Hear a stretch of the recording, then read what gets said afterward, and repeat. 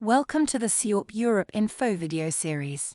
Short and to the point to inform you about important ongoing legislation, consultations and projects in the childhood cancer field.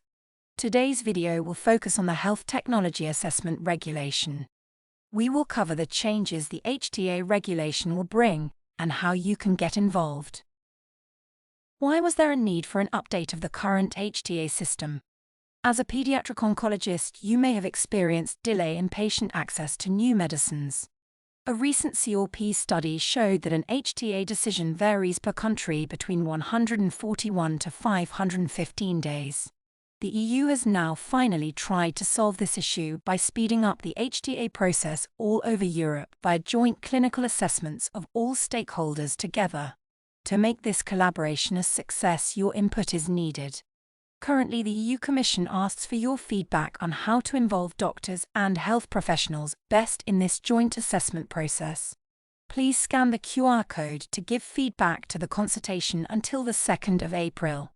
SIOPE Europe has, as usual, prepared for you a draft response to guide you and get inspired by.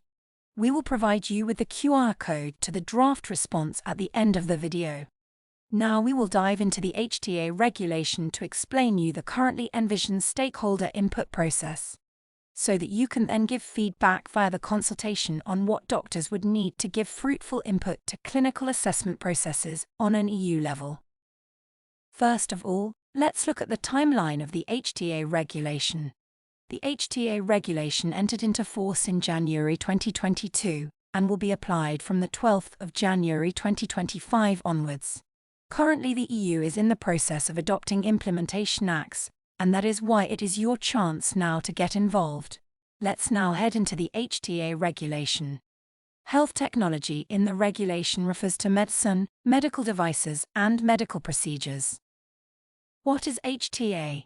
HTA stands for Health Technology Assessment. It is a procedure to determine the added value, effectiveness, costs, and broader impact of medicines, medical devices, and procedures. The assessment asks four main questions. First, is a new medicine more effective in treating a certain disease? Second, do expected costs and benefits present sufficient value for money when compared to alternative healthcare inventions? Third, how to compare a new medicine to an existing one considering patients, the disease, and the outcome for the patient? Fourth, will the use of a new medical device result in better diagnosis or treatment? What are the HTA domains that get assessed? There is an overall distinction between clinical and non-clinical HTA domains. During the clinical assessment, the following areas get assessed: health problems and currently used health technologies like medicines, medical devices, and surgical procedures. Moreover, the relative clinical effectiveness and safety of the assessed health technology. On the other hand, the non-clinical HTA domains include economic evaluations, ethical aspects, social and legal aspects. As a result of the new HTA regulation, those two domain areas will get assessed separately. The clinical assessment will be done on an EU level jointly by member states. The non-clinical assessment will continue to be assessed on a national level. Therefore, we will now further focus on the clinical assessment on the EU level. The HTA regulation refers to this clinical assessments on an EU level as joint clinical assessments. Involved in the joint clinical assessments will be the member states, NGOs in the health sector, health technology developers, health professionals, and patient organizations. To achieve a smooth collaboration and effective processes between all those parties, the governance structure will look as follows. The member states will be represented in the Member State Coordination Group, which will be divided into several subgroups. One of those subgroups is the Joint Clinical Assessment, in short JCA, subgroup. The JCA subgroup will produce the Joint Clinical Assessment reports. It will do so by seeking input from experts represented in the HTA Stakeholder Network. The HTA Stakeholder Network includes patient associations, non-governmental organizations in the field of health, health technology developers, and health professionals. SIOPE Europe is part of this HTA Stakeholder Network. The role of the network is to facilitate the dialogue between stakeholder organizations and the Member States Coordination Group. The HTA Secretariat of the EU Commission will coordinate the overall process between all the parties of the joint clinical assessments. The working platform for all the groups and networks will be the HTA IT platform. It includes a secure workspace for the members of the stakeholder network.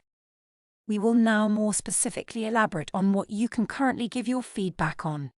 At the moment available for feedback is the Draft Implementing Act for Joint Clinical Assessments. Please scan the QR code for more information on the Draft Act. We will now briefly look into the rules for the expert consultations that it proposes. The health professional experts will be chosen through the following procedure.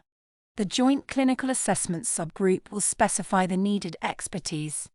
The HTA Secretariat will then compile a list of possible experts by consulting the members of the HTA Stakeholder Network, the European Reference Networks for Rare and Complex Diseases, and their respective advocacy groups, the Portal for Rare Diseases and Orphan Drugs, the designated national contact points, and the European Medicines Agency. The Joint Clinical Assessments subgroup will then, based on the compiled list, make the final selection. The chosen experts can then propose their input on 4 main points in the process of the joint clinical assessment. First, when the assessor proposes the scope of the assessment. Second, to the JCA subgroup when it defines the final scope of the assessment. Third, when the assessor seeks input from the experts to draft the joint clinical assessment and the summary reports. Finally, the experts may be invited to provide input to the JCA subgroup when they finalize the joint clinical assessment plus the summary reports. During this whole process, the JCA subgroup can ask at any time for input from the HTA stakeholder network on the disease and the therapeutic area. Now is your time to provide feedback. We would like to have your thoughts on how can clinical health professionals best provide their input to joint clinical assessments.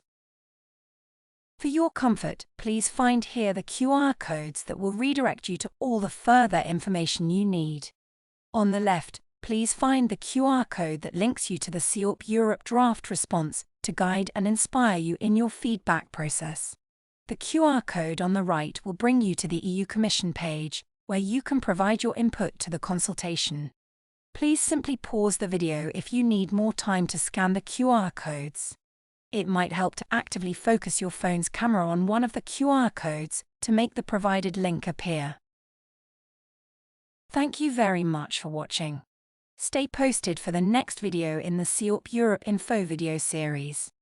All the best, your SIOP Europe policy team.